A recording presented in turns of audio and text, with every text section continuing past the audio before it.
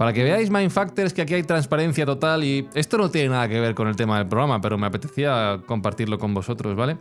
Mientras estábamos grabando el programa de la semana pasada, que lo hemos grabado justo antes de este, en el WhatsApp de la empresa que tenemos Espi y yo, de Yes We Cast, se acaba de compartir que he pagado por error casi 20 euros de gastos de veterinario de mi gata con la tarjeta de la empresa. ¿Vale? Corrupción, chungo. Ya. Sin vergüenza. Y no me he dado cuenta, no me he dado cuenta. A lo que nuestra compañera además ha dicho que debe ser que he ido al médico yo. Con lo cual le mando un beso a nuestra compañera Sole. Entonces, Espi, yo no sé si esto ya es perseguible penalmente, si, en fin. Yo creo que sí, con mi céntimo más que tengo de nuestra empresa, debía meter en la puta cárcel, tío. Ya, yo creo que este es el inicio de una revolución. Y quién sabe si el inicio del final de Mindfacts puede pasar aquí. Pero mientras tanto, Mindfactors, bienvenidos a un nuevo programa. Esto está fatal. Buscamos los límites de la ciencia, el futuro de la tecnología, el alcance de la mente humana. Esto es Mindfacts. Bienvenidos a Mindfacts, donde cada semana buscamos los límites de la ciencia, de la tecnología y de lo cutre que puede ser una malversación de fondos. O sea, si nos ponemos a esto ya... Los límites de la sinvergonzonería.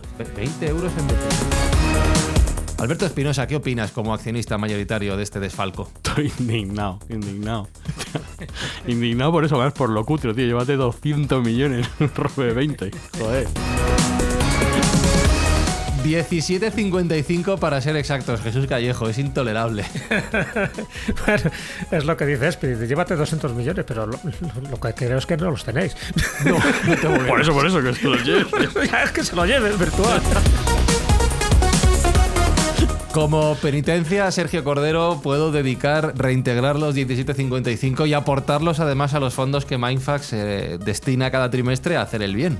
¿Qué menos? Yo diciendo de Jesús, yo sé de buena fe que tiene esos 200 millones y mucho más, porque es una máquina de generar billetes esa empresa. Y lo que pasa es que hay una necedad en el desfalco absoluta y ya que vas a meter la mano, mete la mano bien, hombre. Ya 17, roba en condiciones. Y te podrás luego presentar al Congreso de los Diputados. Si te buscas un médico, no te busques un veterinario. Wow, 200 millones de abrazos tenemos. Pues ahora que menciona Sergio lo del Congreso de los Diputados, por ahí lo iba a hilar. Y es que no quiero que el tema del desfalco se relacione políticamente con el titular del programa de hoy, porque hoy hablamos de rescates, pero no de los que estáis pensando, sino de rescates de verdad, ¿vale? No empresarios ni estatales. Rescates de gente que se ha perdido. Hoy en Mindfacts, rescates épicos.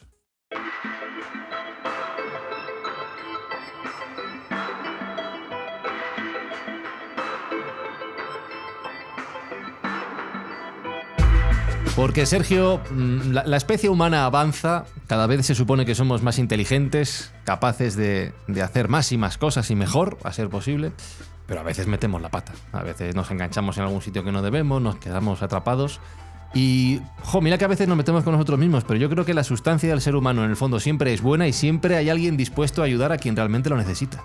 Coincido, yo creo que en los momentos de máxima necesidad de los congéneres es cuando sale lo mejor de uno mismo, ¿no? Y cuando sale lo mejor de nuestra especie. Y este impulso de ayudar a quienes están en peligro, pues lo hemos visto a lo largo de la historia y sigue muy dentro de nosotros mismos, de nuestra esencia. Yo creo que estos momentos que nos enfrentamos a lo imposible, utilizando el ingenio y la fuerza, hasta a veces con un poco de locura y de temeridad, hemos conseguido salvar a aquellos que estaban en la más absoluta necesidad. Y hoy traemos una colección de historias pues que nos va a llevar desde la Roma, pasando por una cueva en Tailandia, hasta el espacio exterior. O sea que tenemos una plétora de casos que creo que van a ser interesantes de escuchar. Empezando por el final, pero sin desvelar el futuro, es ese caso del espacio exterior el que motiva el programa de hoy de Mindfacts. ¿Qué ha pasado en la Estación Espacial Internacional? Porque, vuelvo a decir lo mismo, somos muy inteligentes, muy capaces, hemos hecho una pedazo de estación allí, pero hemos metido la pata, ¿no? Pues sí. Un poco el leitmotiv de este programa es contar esa historia que se está fraguando ahora mismo, ese rescate epiquísimo que se está fraguando en la Estación Espacial Internacional, puesto que alguien ha metido la pata, como tú bien dices, y en este caso quien ha metido la pata es Boeing, esta empresa multinacional americana, en su momento el pináculo de la ingeniería aeronáutica y que está pasando por un muy mal momento, tanto en bolsa, que con acciones en mínimos históricos, como a nivel reputacional, con los diferentes problemas que han tenido sus aviones. Se suma también pues este desliz que han tenido en el ámbito espacial. Recordemos que Boeing es una empresa que tiene diferentes divisiones, algunas armamentísticas, la que todos conocemos y que espero que no dé ningún disgusto porque la semana que viene tengo que coger un vuelo con ellos en mucho tiempo. Y por último tiene un ámbito también espacial en la cual es contratista de la NASA para llevar tripulación y materiales a la Estación Espacial Internacional.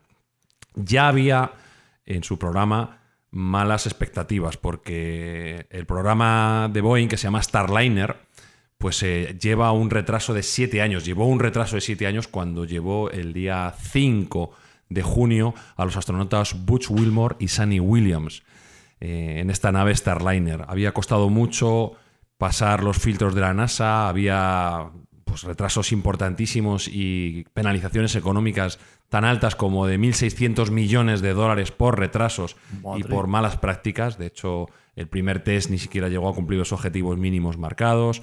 Es decir, que ya venía torcida la cosa. Y tanto va el cántaro a la fuente que se acaba rompiendo. Pese a que sí completó su misión de poner a estos 2 astronautas en órbita, esta misión que iba a ser solo de una semana, una misión de prueba, pues en el acercamiento de la cápsula a la Estación Espacial Internacional, de los 28 propulsores fallaron 5. 5 por sobrecalentamiento, y eso ya fue un mal augurio de lo que podría pasar. Como digo, la cápsula consiguió entroncar con la Estación Espacial Internacional y los astronautas llegaron a su misión. Pero ya en la NASA se barruntaba que no iba a tener la seguridad necesaria para poder traerlos de vuelta. Y esto es un inconveniente que obviamente pues habría que resolver. Y hasta aquí puedo leer porque luego vamos a posteriormente desarrollar más cómo se pretende hacer ese rescate de esos 2 astronautas que podríamos decir que están varados, ¿no? Que son unos náufragos en esa isla espacial, y cómo rápidamente el ingenio humano, con ayuda del patrón, todo hay que decirlo, que hasta perejil en todas las salsas, pues van a prestar ese apoyo tecnológico para poder traer sanos y salvos a estos astronautas, ya que recordemos que la NASA ha tenido algunos episodios lamentables a lo largo de su historia y tiene una aversión absoluta por el riesgo. No pueden arriesgar absolutamente lo más mínimo cualquier daño, cualquier baja de ningún astronauta. Pues ha tenido que poner todo su ingenio a trabajar con esas empresas auxiliares con las que se maneja para poder traer a estas 2 personas de vuelta sanos y salvos.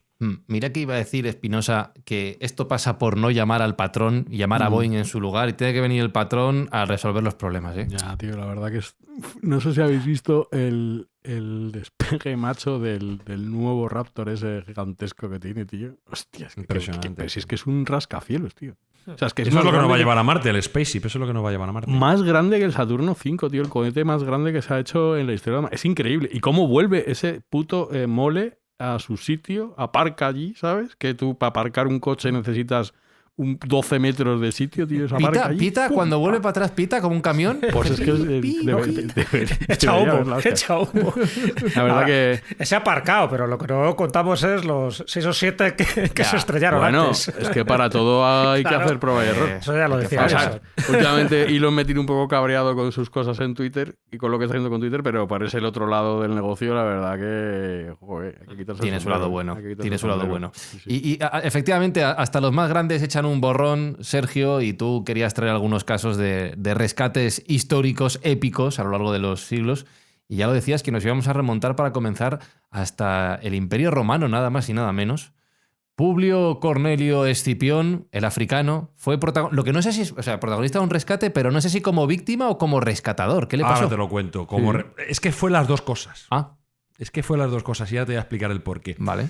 Si queremos remontarnos al origen de los tiempos, ya encontramos la bondad humana presente en las épocas de los cazadores-recolectores. Hemos encontrado algunas momias a las cuales les faltaban órganos y les faltaban incluso piernas o brazos. ¿Qué quiere decir? Que haya habido una ayuda por parte del resto de su tribu para poder llevarlos adelante. Es decir, que esa compasión está presente desde el inicio de los tiempos.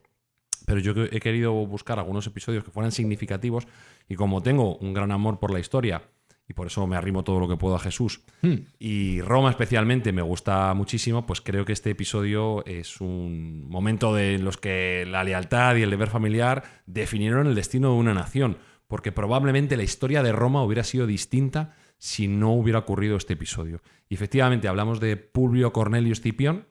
Hay que decir que los Escipiones fueron una de las familias más importantes dentro de la historia de Roma, y en plena Segunda Guerra Púnica arriesgó todo para rescatar a su padre en una batalla que cambiaría el curso de su vida. Por eso te decía que fue ambas cosas, porque Publio Cornelio Escipión también fue padre.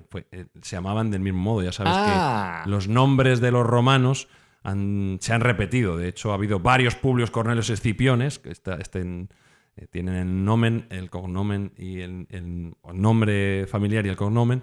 Entonces se repiten muchas veces en la historia de Roma los mismos nombres. Incluso hubo un tercer Publio Cornelio Escipión, que es el africano II, que derrotó a Cartago definitivamente, y el numantino, porque fue el que rindió Numancia. Entonces, bueno, pues en este caso nos estamos refiriendo a Publio Cornelio Escipión, el africano, el que derrotó finalmente a Aníbal en la batalla de Zama.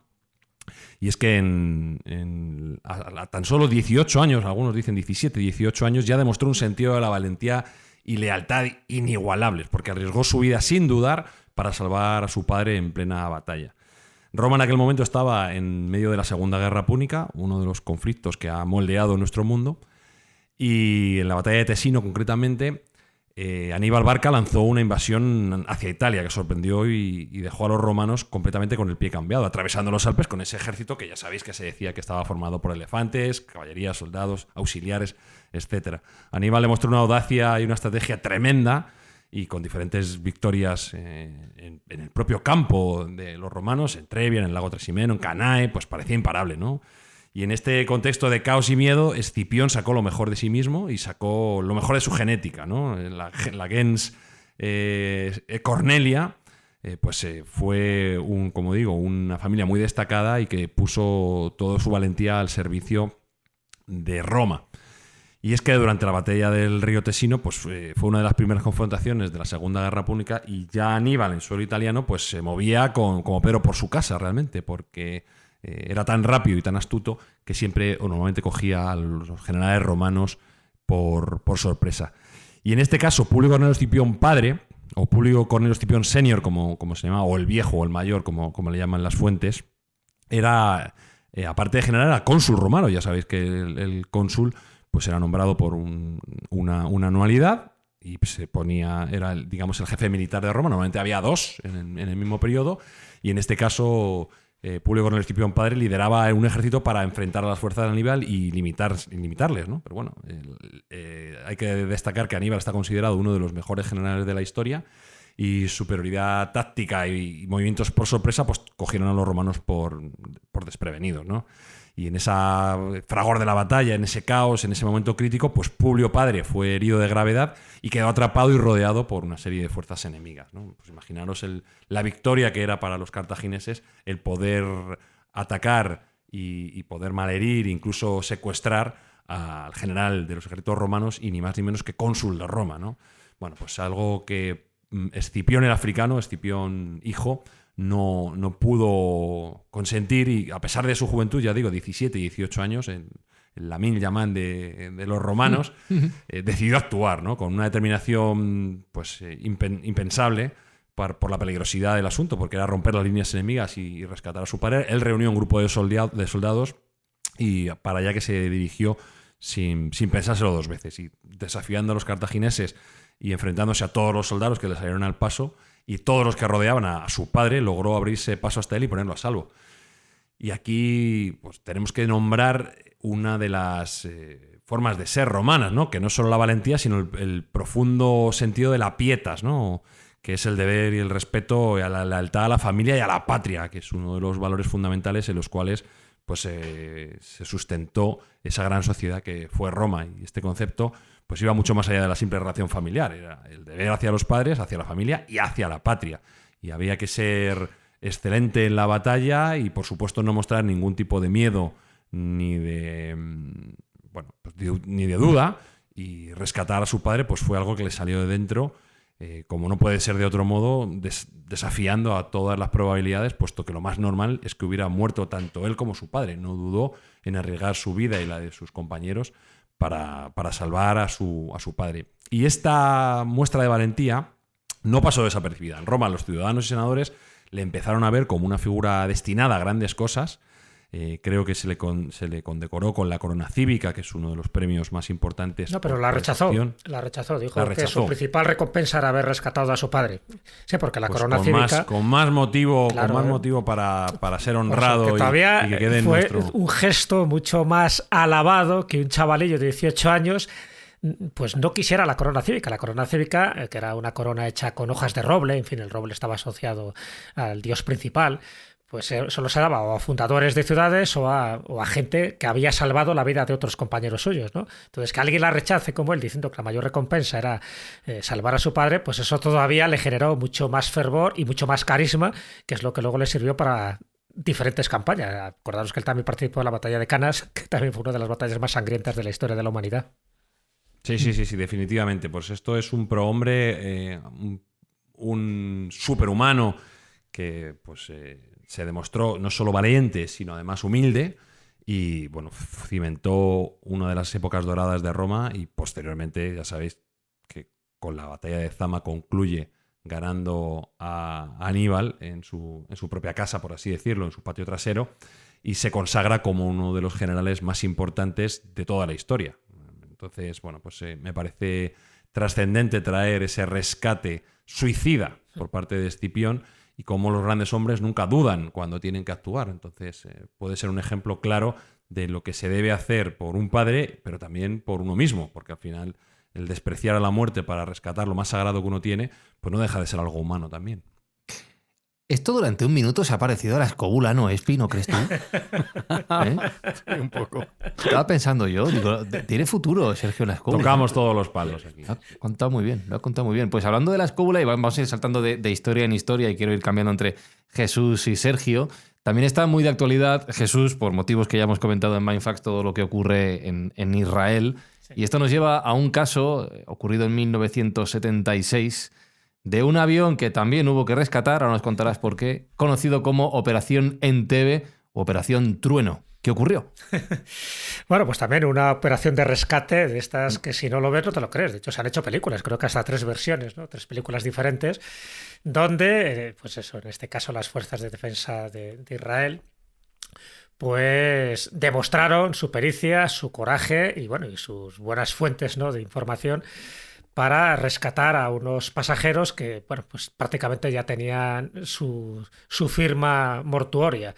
Nos tenemos que ir, como bien dices, a ese 4 de julio de 1976. Era un avión de Air France con 248 pasajeros que es secuestrado por terroristas tanto palestinos como alemanes, y toman rumbo a Entebbe, que está muy cerca de Kampala, la capital de Uganda, y allí pues empiezan a hacer negociaciones, ¿no? Para que rescaten también a unos cuantos terroristas palestinos, y entre medias pues está Idi Amin, o suena Idi Amin, ¿no?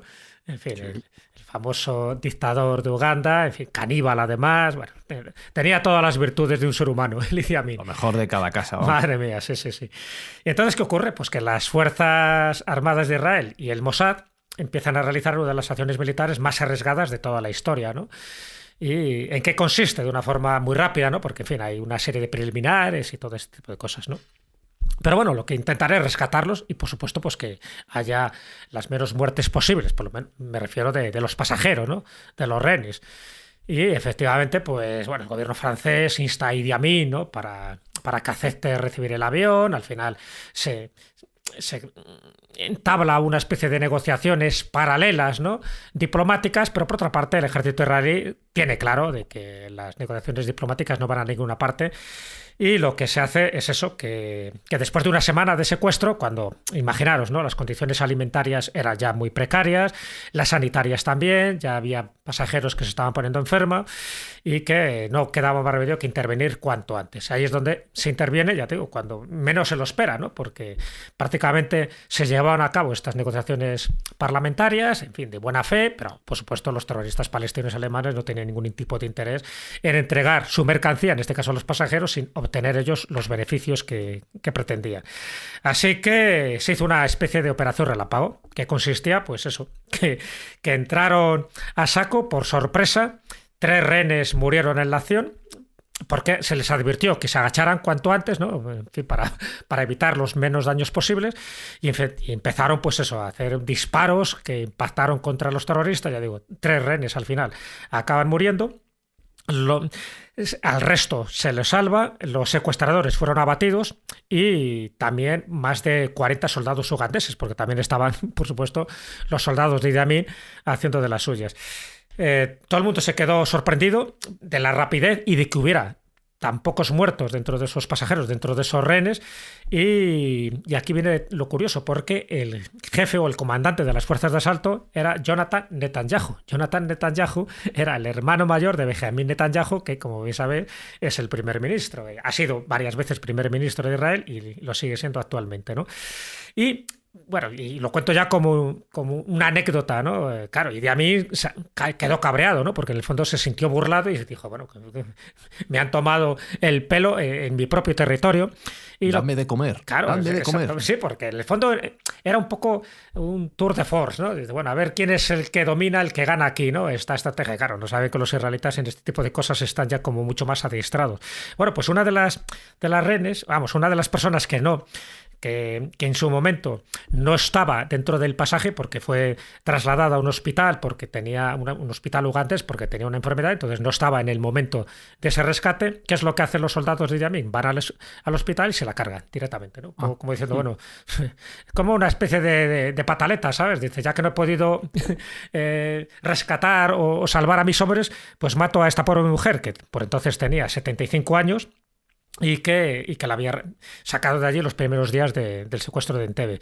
Bueno, pues esto es básicamente, ya te digo, luego se sabe, ¿no? que ingresaron.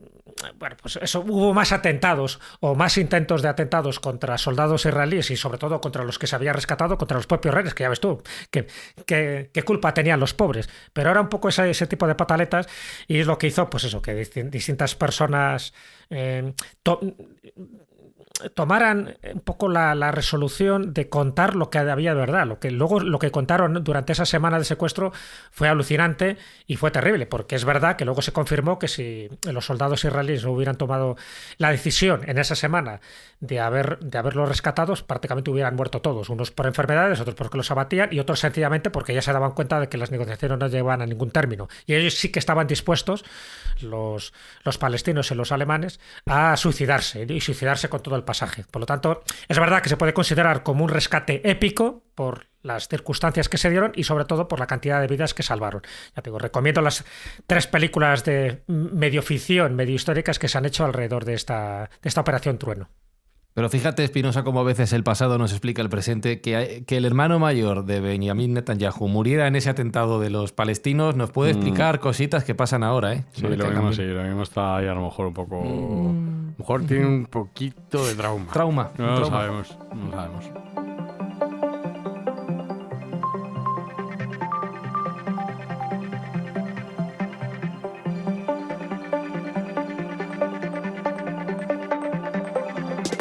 6 años antes de este rescate, Sergio, y mirando de nuevo al espacio hacia donde acabaremos encaminando nuestros pasos en este episodio, ocurrió algo, una nave que lanzamos hacia la Luna, que no funcionó del todo bien, pasaron cositas, y lo mejor de todo es que nos dejó una de las grandes citas de la historia. Desde Houston tenemos un problema.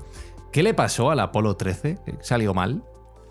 Sí, estamos en plena carrera espacial entre Estados Unidos y Unión Soviética, en el fulgor de la Guerra Fría, y la NASA se enfrenta a una misión que estuvo al borde de la tragedia. Estamos hablando, como bien has dicho, del Apolo 13, un episodio en que la humanidad demostró que aun en las situaciones más desesperadas, la voluntad, el ingenio, el buen hacer, la ingeniería pueden prevalecer y pueden vencer.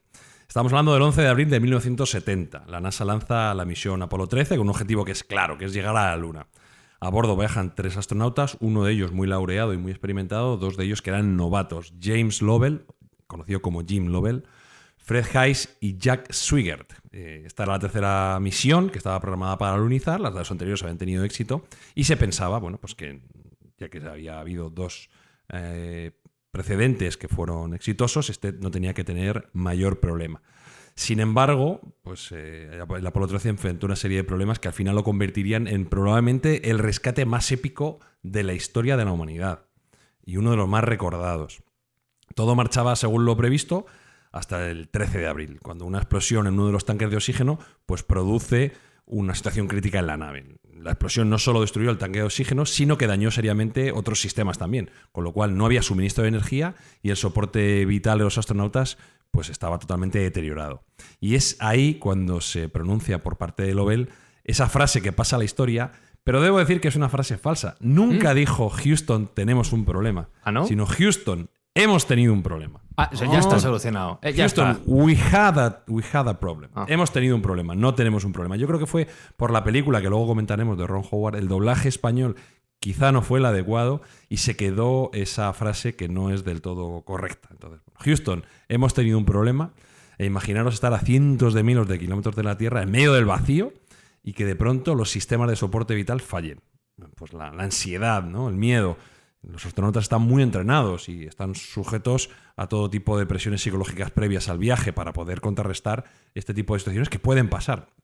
Pero bueno, pues contrarreloj, la NASA y los propios astronautas tuvieron que improvisar y adaptarse para evitar esa tragedia que hubiera sido un golpe brutal para la carrera espacial americana y probablemente pues hubiera significado una cancelación, aunque fuera parcial, de esos programas Apolo a la Luna. Bueno, como digo, una explosión causada por un fallo en el tanque de oxígeno, se dañan gravemente los sistemas de energía y bueno, pues hay que buscar una solución. Ya evidentemente se abandona la misión y sin electricidad pues ya no se podía regular la temperatura. Imaginaros el frío en medio del espacio, no se podía mantener el equipo en funcionamiento y sobre todo, y lo más importante, no se podía regresar de forma segura a la Tierra. Entonces, ante estas pues, adversidades tan tremendas, tanto la NASA como los propios astronautas idean un plan tanto suicida, ¿no? Porque no sabían qué posibilidad de éxito podría tener, pero fue lo que les pareció lo mejor, que fue la transición al módulo lunar. En esta situación, pues los astronautas y los ingenieros deciden que usar el módulo lunar será su pequeño bote salvavidas, porque el módulo lunar en realidad estaba diseñado para albergar solo a 2 personas y solo unas pocas horas, el tiempo que durase la misión en la superficie de la Luna, y ahora debía sustentar a 3 personas, 3 astronautas, durante días al regreso de la Tierra. Esta fue una decisión sin duda muy arriesgada, ya que el módulo lunar no tenía ni capacidad de soporte vital ni suministros y posiblemente pues había unas posibilidades muy altas de fracaso. Bueno, sin embargo, la alternativa era no volver. O sea, exactamente, era claro. la única opción, ¿no? Y ahí, bueno, pues se puso de relieve la creatividad y el ingenio del control de misión de la NASA y mientras los astronautas luchaban por mantenerse con vida, pues estaba buscando una solución con la tecnología de aquel momento. Estamos del año 70, no había supercomputadoras, no había los medios que tenemos hoy en día y todo se hacía casi con mentes pensantes, ¿no? Entonces, bueno, pues intentaron buscar una solución para encontrar la supervivencia de estos astronautas y el primer problema que encontraron, el problema mayor que encontraron era el aumento de dióxido de carbono, ¿no? Porque los filtros de dióxido de carbono del módulo lunar no estaban diseñados para 3 personas durante tanto tiempo. Entonces el riesgo de intoxicación por CO2 en cada hora aumentaba.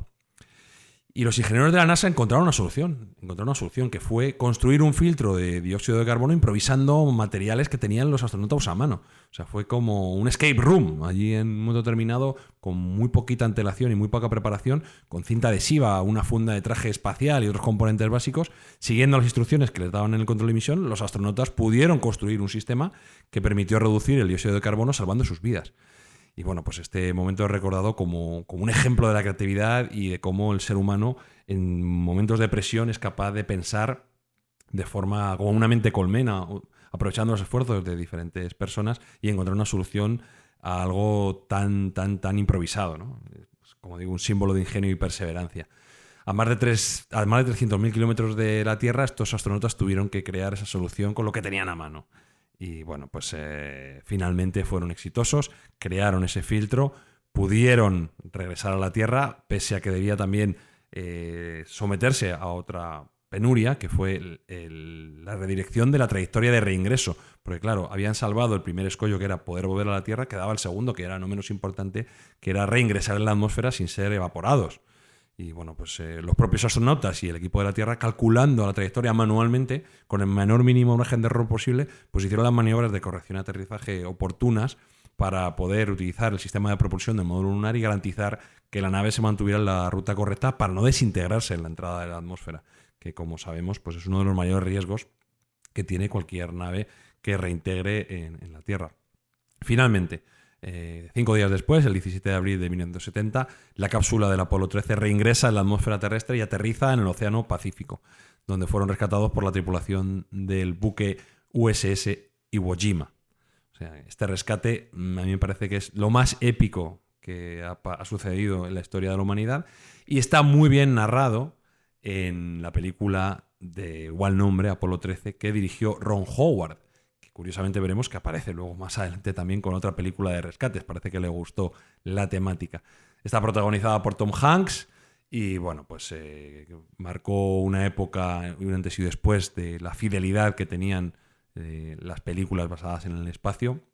Asimismo, el propio rescate pues creó una serie de lecciones para el futuro de la operación espacial, de la exploración espacial americana concretamente, y demostró que la NASA tenía que reforzar la planificación para que cualquier fallo pues pudiera ser resuelto y traer a esos héroes de vuelta a casa, ¿no? Entonces, a partir de ahí pues se revisaron y reforzaron los protocolos de seguridad de misiones espaciales, dando unos sistemas de backup o de respaldo mucho más robustos y una mejora en las comunicaciones entre el centro de misión y los astronautas. Entonces, bueno, pues esta frase de Houston, hemos tenido un problema, ¿no? Houston, tenemos un problema. Pasó a la historia como un símbolo de los desafíos que se enfrentan los astronautas en el espacio y a su vez pues fue una unión de toda la humanidad que estuvo con muchísima tensión para saber cuál sería el futuro de esos 3 héroes que, como digo, fueron a la Luna sin poder poner un pie en ella y volvieron con sus propios medios, por así decirlo. Uh-huh. Ron Howard, que como dices dirigió esta película. ¿Qué otra película de rescates ha dirigido Ron Howard, Jesús? Así que tenga en mente últimamente... No sé. Tengo una pues que 12 se llama... vidas, ya lo digo yo, 12 vidas. 13 vidas. 13 vidas, perdona, me he 13 quitado vidas. una. 13 Sí, vidas. que 13 vidas, que es de unos chicos que, esto fue muy mediático, en 2018 se metieron en una cueva junto con su responsable, su monitor, su entrenador y se quedaron atrapados, Jesús. Pues sí, es verdad. No me acordaba yo que había sido Ron Howard. Pues, sí, la verdad que esta historia es muy llamativa y muy... de estas que te motivan también, ¿no? Antes hablaba Sergio, cuando hablaba de Escipión el africano, un poco cómo a veces lo que se busca es eso, ¿no? La bondad humana, cómo sale lo mejor de ti en los momentos más complicados y cómo la solidaridad y el altruismo pues es una moneda común cuando el esfuerzo luego tiene la recompensa de salvar muchas vidas humanas. Y en este caso pasó con los niños de Tailandia. Con los niños de Tailandia ocurrió algo muy significativo, además muy mediático, ¿no? Porque fue esa operación internacional, no solo de Tailandia, para rescatar en el 2018 a un grupo de 12 niños, tenían entre 11 y 16 años, y a su entrenador, que tenía 25 años en aquel momento, atrapados en la cueva de Tan Luan, ¿no? Tan Luan significa algo así como la gran cueva de la dama dormida. Bueno, pues era una excursión aparentemente normal, de esas que se suelen hacer, se meten en esta cueva que está en el norte de Tailandia, pero con la mala suerte, ocurren 2 malas suertes. Por una parte es que se pierden, van entrando en la cueva y al final no encuentran la salida, y luego que el monzón pues hace que se precipiten muchísimas lluvias que inundan parcialmente la cueva durante esa visita. Estamos hablando del 23 de junio del 2018. Y entonces el rescate lo convierte todavía en algo mucho más difícil, ¿no? Hasta el punto de que estos 12 niños y este entrenador de fútbol pues se dan cuenta de que la cosa la tienen complicada, porque o le rescatan cuanto antes, ya no por unas cuestiones de, pues eso, de que puedan morir de hambre, sino porque pueden morir ahogados, literalmente, ¿no? Entonces ahí es cuando se organiza toda una campaña, el gobierno tailandés, de ayuda, y buscando a los mejores espeleólogos, en fin, a la gente que más conocía este tipo de rescates prácticamente imposibles, tanto de Australia como de Estados Unidos, de Japón y de China, ¿no? Entonces, ahí es cuando se ponen manos a la obra Ya digo que es espectacular porque se movilizan más de 1.300 personas con buzos expertos, ya digo, tanto de Estados Unidos como de China, de otros países, y para entrar en la cueva. Entonces ahí se empiezan a dar cuenta que efectivamente la cueva es más complicada de lo que parece, que estos niños con su profesor, pues al final se adentraron muchísimo más de lo que tenían permitido y eso hacía más difícil el rescate. Pero, ¿qué ocurre? Pues que efectivamente, con buena voluntad, con pericia y sobre todo con los conocimientos técnicos, pues fueron adentrándose a sabiendas, ya te digo, que las inundaciones cada vez eran mucho mayores. Y aquí entra otro de esos aspectos que a mí particularmente me llama la atención y que aprecio muchísimo, ¿no? Porque, claro, había personas que podían actuar de una forma activa para rescatar a los niños, pero la mayoría de la gente que estaba allí estaba en las afueras de la cueva. ¿Y cómo intentaron ayudar? Pues de la mejor forma que sabían, tanto dentro como de fuera. Me explico. Para los que estaban fuera, estamos hablando de un país budista, empezaron a rezar, empezaron a emitir cánticos, en fin, ayuda espiritual para que pudieran salir sanos y salvos. Y en el interior, este chico, bueno, el de 25 años, el entrenador de fútbol, pues él había sido monje budista durante algún tiempo, en fin, conocía perfectamente las técnicas de meditación y para dominar el estrés y precisamente para bajar el ritmo cardíaco de los niños que se estaban poniendo muy nerviosos y empezaban a tener ataques de ansiedad, pues es lo que hizo era hacer prácticas de meditación en el interior de la cueva para, efectivamente, para que esa respiración, ese metabolismo, pues fueran decreciendo los niveles de cortisol y la utilización de oxígeno dentro de la cueva, que es lo que hacían desde fuera, ¿no? Para que la emisión de dióxido de carbono pues no fuera muy alta y fuera peligrosa. Entonces, claro, aquí se junta un poco todo, como veis, esa solidaridad, ese altruismo, esa bondad humana, donde desde fuera como desde dentro, por parte de este profesor que utilizó todas sus técnicas espirituales y técnicas de budismo para poder que, pues eso, que los niños pudieran sobrevivir y que no murieran. De hecho, incluso les dijo que tenían que beber agua, pero de la que caía de la roca, pero no de la que estaba acumulada, porque era la peligrosa. Bueno, al final, en el rescate acaban muriendo 2 buzos rescatistas, pero es cierto que la operación fue todo un éxito, porque al final todos estos niños fueron rescatados y eso pues generó, ya digo, una cantidad de elementos satisfactorios donde prácticamente no había casi ninguna posibilidad de que se les pudiera extraer, ¿no? Con todas las dificultades que os acabo de comentar. Murieron, ya tengo algún rescatista, pero el rescate se puede decir que en la mañana del 8 de julio, porque ellos estuvieron ahí dentro de la cueva desde el 23 de junio hasta el 10 de julio, pero el 8 de junio es cuando ya empiezan a haber esperanzas de que los podían sacar sanos y salvos, y efectivamente así fue la historia.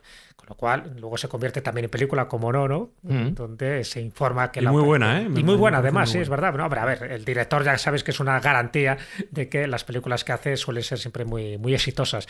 Pero sobre todo, ya te digo, aquí se dan esas 2 circunstancias que yo creo que por eso es bueno mencionarlo, ¿no? La parte técnica, con toda la gente que quedó implicada, porque bueno, había personas ahí que lo hicieron sin recibir nada a cambio, me refiero, que no había un dinero ahí por el rescate, sencillamente se dieron cuenta de que había que sacarles a la luz. Y luego por la parte, vamos a llamarla espiritual, otros dicen que pues eso, que sus oraciones también sirvieron para que salieran cuanto antes, da igual, el hecho es que todos los elementos yo creo que siempre son útiles y fructíferos a la hora de rescatar, en este caso, a esos niños, a esos chavales que por supuesto ya tienen una experiencia para contar a lo largo de su vida a los hijos y a los nietos. Y hablando de experiencias que contar, Espi, ¿tú has visto la película de 127 horas? Yo no la he querido ver. O sea, no la he visto. No la he visto, sé cuál es, pero no la he visto. Que tiene que ser durísima, Jesús. Es buena, o sea, hablas buena. de historias de contar y de extraer. Esto no es un rescate. Es que el protagonista, que se llama Aaron Ralston, se autorrescató a sí mismo de una manera, fue también muy mediático, de una manera traumática. Tremendo, sí, además. Pues una película, es verdad, muy angustiosa porque de alguna forma te pones en su lugar, ¿no? Claro, estamos hablando de una persona que tenía 27 años en aquel momento, un alpinista, en fin, que le gustaba este tipo de aventuras con un cierto riesgo, pero bueno, tampoco era tan estúpido, ¿no?, para jugarse la vida. Pero bueno, es verdad que se va sin avisar, no cuenta un poco sus planes, se va al cañón Blue John en Utah, en Estados Unidos, que es un cañón que él quería explorar, porque en principio no tenía mayor dificultad, pero el alpinista, que es verdad que lleva sus provisiones, que va en camioneta, lleva pues los elementos básicos para sobrevivir durante unos cuantos días allí y cumplir un poco la hazaña que él quería, ¿no? Pero ¿qué ocurre? Que cuando se está produciendo el descenso al cañón, hay una roca que se desprende y esa roca cae en su antebrazo, de tal manera que le impide avanzar y le impide salir de allí. O sea, ve que no hay ninguna forma humana aplicando toda su fuerza física para poder sacar ese brazo de la roca que le estaba aprisionando. Claro, pasa un día, pasan 2, pasan 3. Por allí no pasa nadie. Por allí no pasa nadie, ya puede gritar que no hay forma de rescatarle. Recordar que él no se lo ha dicho a nadie, tampoco nadie sabe dónde está, ¿no? O sea, con lo cual, aunque reparen que este chico no llega a casa, tampoco saben dónde ir a buscarle. Y aquí se da algo muy significativo, ¿no? Para que veáis un poco cómo es la resistencia humana cuando está en casos extremos, en casos límites como él. Al quinto día, él se da cuenta de que o hace algo o se deja morir, ¿no? Porque no tiene ninguna posibilidad, por supuesto.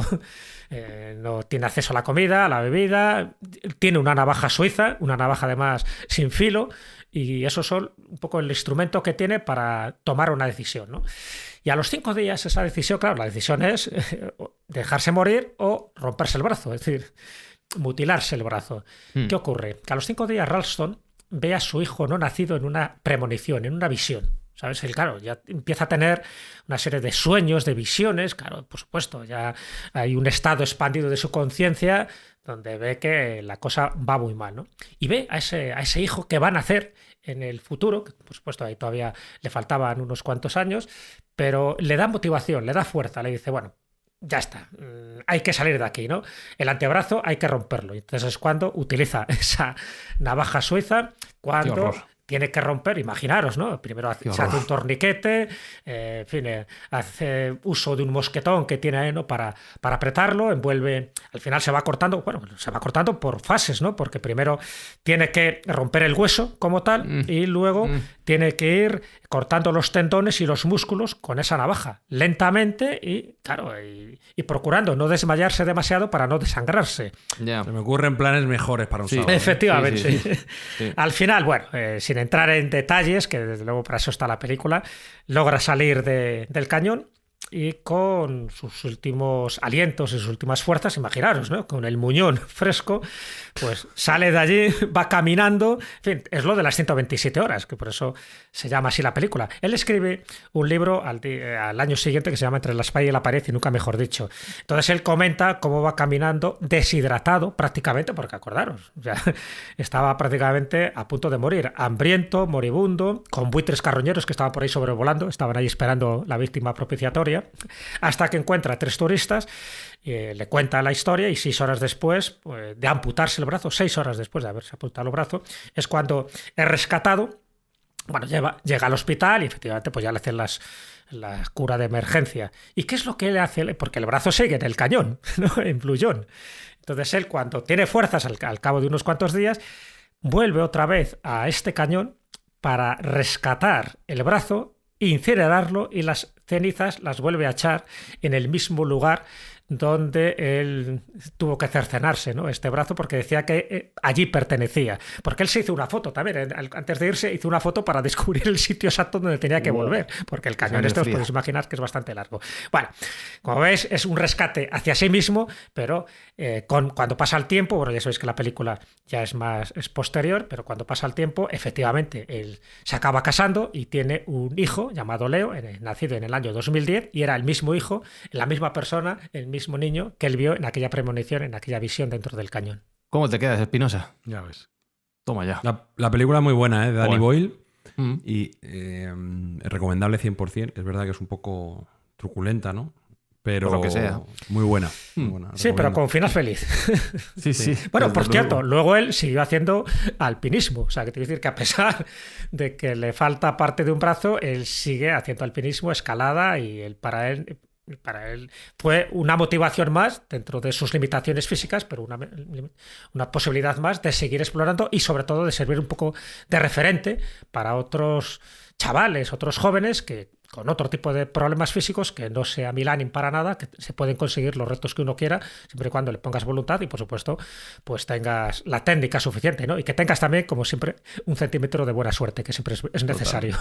Totalmente. Bueno, y hemos dejado a nuestros astronautas ahí atrapados en la Estación Espacial Internacional. Seguro que dentro de unos años también se hace película de esto. Entonces, ¿cómo les vamos a sacar de allí, Sergio? ¿Cómo vamos a rescatarles? A ver, Fran, si tienes un problema en el espacio, ¿a quién vas a llamar? Al patrón. Al patrón. ¿Quién vas a llamar? Que, por cierto, se nos olvida comentar también que en el rescate de los niños de Tailandia también se propuso. Él propuso crear un submarino para entrar a rescatar a los niños.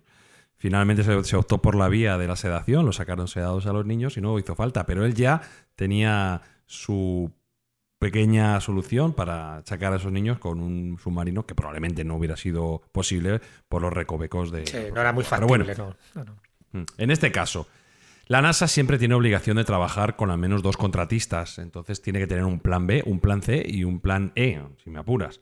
Desde que Estados Unidos perdió la capacidad pública, por así decirlo, de lanzar cohetes al espacio, pues tiene que descansar este tipo de operaciones en contratistas privados. Uno, como hemos dicho, fue Boeing, no salió bien, la cápsula tuvo que volver sin los astronautas. Hay que decir que la cápsula volvió sin problemas, la lanzaron de vuelta sin problemas, vacía pero sin problemas. Y la NASA tuvo que improvisar rápidamente una solución y replantearse la logística para traer de vuelta a sus astronautas. Y en esta carrera contra el tiempo pues se decidió contactar con SpaceX, que tenía una cápsula Dragon, que sabemos que es la cápsula que se utiliza para este tipo de cosas, como opción viable. Entonces había una misión prevista en agosto por parte de SpaceX llamada Crew 9, digamos así, tripulación 9, que en principio iba a volar con 4 astronautas. Lo que se hizo fue adaptarla para la emergencia, eliminar de la misión a 2 astronautas, es decir, enviar solo otros 2 y dejar 2 asientos disponibles para estos astronautas que se han quedado varados en la Estación Espacial Internacional. Hubo que reorquestar y hubo que reabastecer la cápsula de tal modo que tenga suministros suficientes para la prolongación de la estancia de estos 2 astronautas, porque recordemos que originariamente iban a estar una semana y finalmente van a estar 9 meses. Uf. Tú fíjate el cambio mental, psicológico para las familias también, ¿no? Ver la posibilidad de que un ser querido tuyo que contabas con él en unas semanas va a tardar casi un año en volver y no sabes a ciencia cierta si va a volver, aunque en principio la cápsula Dragon sí que es muy fiable y ha sido probada en diferentes ámbitos. Hace bien poquito, hace una semana, trajo de vuelta a la tripulación anterior a la Crew 8 de forma totalmente segura. Y bueno, pues hubo que hacer esta adaptación en tiempo contrarreloj. Se retrasó el lanzamiento un mes para poder preparar todos estos cambios. Y finalmente la cápsula se lanzó con los 2 astronautas de apoyo y 2 trajes espaciales hechos a medida para estos astronautas que estaban allí varados en la Estación Espacial Internacional, para que previsiblemente en febrero del año que viene pues puedan volver junto con la tripulación que fue la que llegó en última instancia.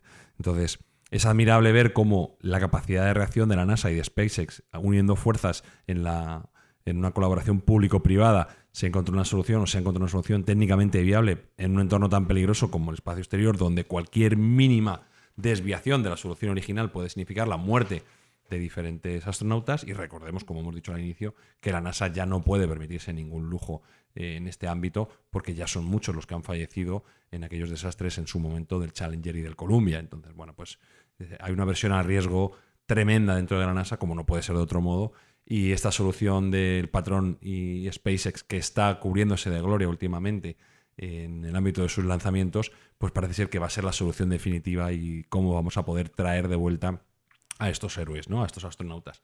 Espero que lo podamos contar en febrero y hacer una actualización de este programa diciendo las buenas noticias de que han llegado todos sin ningún problema.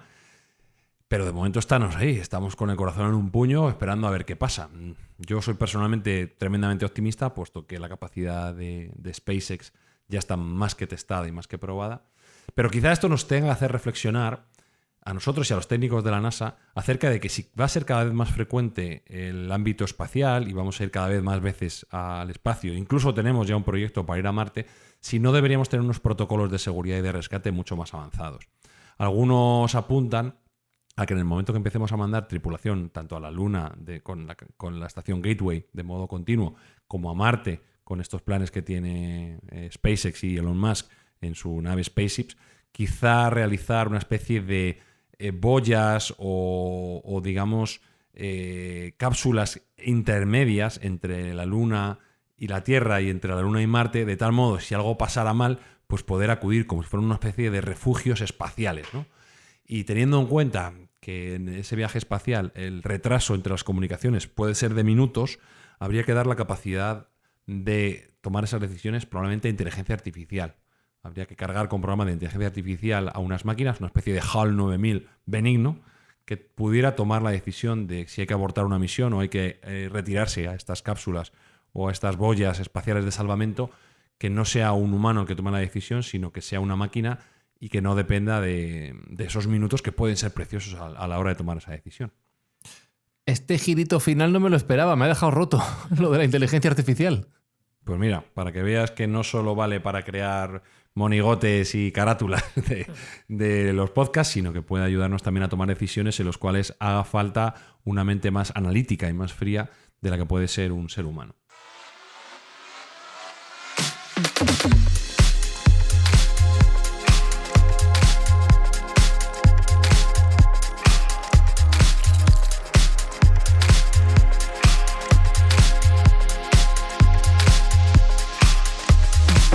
Podemos concluir entonces, Alberto Espinosa, que si te sientes perdido en algún momento de tu vida, si necesitas a alguien que te lleve de la mano al camino de la salida, confía en Elon Musk, confía en el patrón, él es la respuesta a todo.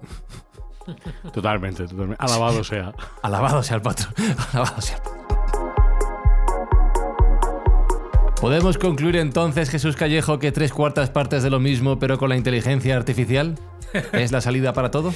Sí, la verdad que ya empieza a ser un comodín la inteligencia artificial. Se aplica para todo y, como no, al final nos rescatará, no sé de qué, pero nos rescatará de algo. No me esperaba este final, Sergio, para el episodio de los rescates, esta moraleja.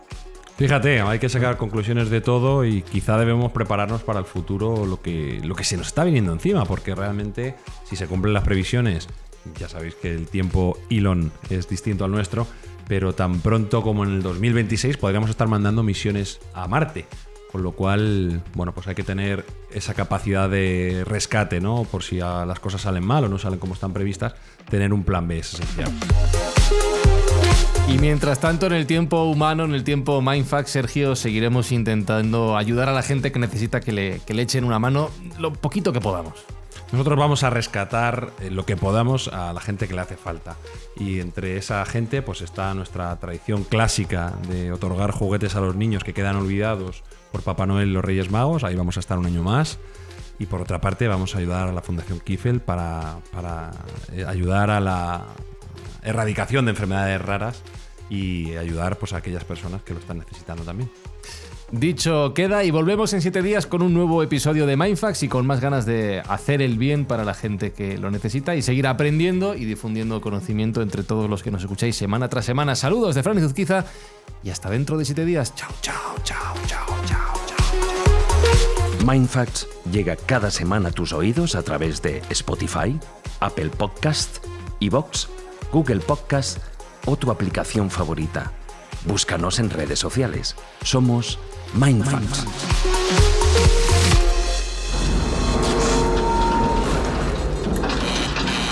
Hey, we've got a problem here. What did you do? Nothing. I stirred the tanks. Whoa. Hey, This is Houston. Say again, please. Houston, we have a problem.